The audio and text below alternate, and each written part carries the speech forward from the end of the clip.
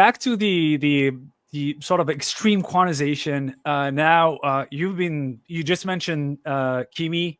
Was that Kimi T2 or something?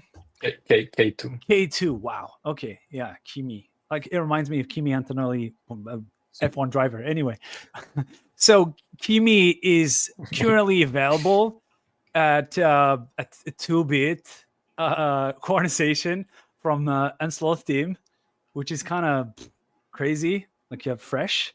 What do you think if these like highly quantized models where they get to apparently like on Sloth sometimes like gain 70% space gain or saving from like the original model, right? So like you have the UD now, which is like a sort of quantized naming convention for Unsloth quantization. They did that for Deepseek v3 R1 with like 80% size reduction.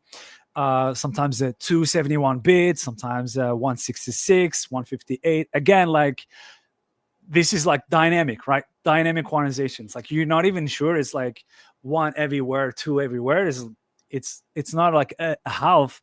It's 66, 58, 71. It's like, what do you think? Is this the future, or is it maybe too soon or too aggressive, or there's like a maybe like a sweet spot between like those, especially because everybody wants to use Deepseek today, right? So like we're using Llama 3, fine, but if you want to own your AI and you want to have like benchmark performance as good as closed models, you cannot actually compete with Llama 3.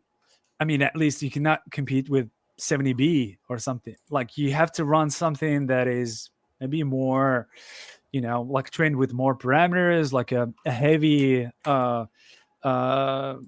lifter like Deepseek. But in the meantime, it couldn't even fit in one GPU. It's many nodes sometimes for like 700 gigs. So maybe to call in first, what are your thoughts on it? Like, what's your take? I think there's always going to be issue with going to like genuine 2-bit average, like without something like pruning, which would only effectively make it 2 bits. I don't think that there's like people run it at 2 bits for fun.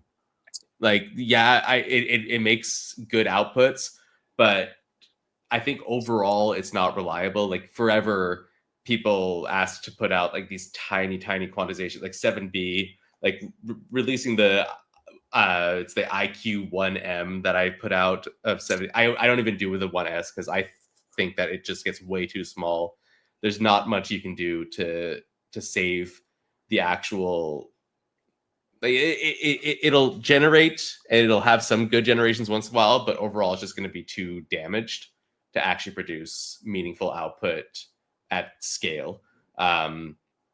So like there is definitely like somewhere around 3 bits is definitely still completely viable. And I think is definitely worth running, especially as a consumer. I still wouldn't do it from an enterprise perspective. Like 4 is already kind of pushing the enterprise level of things. Like you really need that reliability. Like Eldar's nodding along, like he knows. Like yeah, AWQ is usable, but it definitely pushes the boundaries of what you should be using as a real deployment that is you need to rely on. So, and Eldar, what's your take? 100% agree with everything that Colin just said. Basically, like, yeah, 3 and 4 bit, I think at least right now, like that's the limit where you actually still get a decent model which has like maybe 1 to up to 5% maybe drop in accuracy or something like that. And it's pretty good for most applications. Yeah, below that, yeah, I think accuracy starts collapsing, especially in enterprise use cases where like usually customers are not willing to accept larger drops in accuracy because it kind of then becomes like a really garbage application. Yeah, like 3-4 bits seems to be the limit, at least right now.